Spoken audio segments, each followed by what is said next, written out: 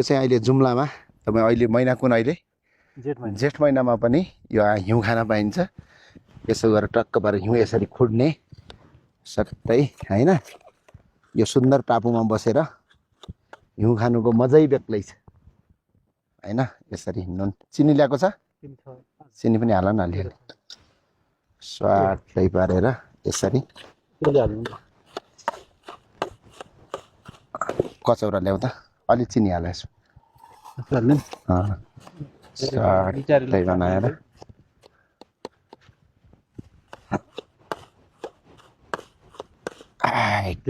यतिले होला कि टेस्ट गर त। तिमीलाई अलिकति कम ल्यायो क्या हो हिउँ होइन, ऊ कम ल्यायो क्या हो चिनी उयो नुन नुन नुन कस्तो स्वाद ठिक छ दामी गजब छ।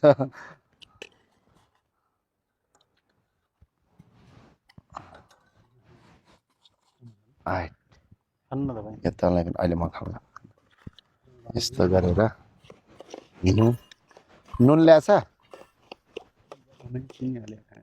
हो तपाईँले नहाल्नु पर्थ्यो।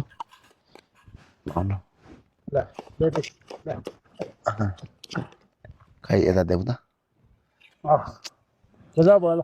दामी छ। खै ओए यता खानु दाजु चिनी हिउँ होइन। अहिलेसम्म यस्तो हिउँ है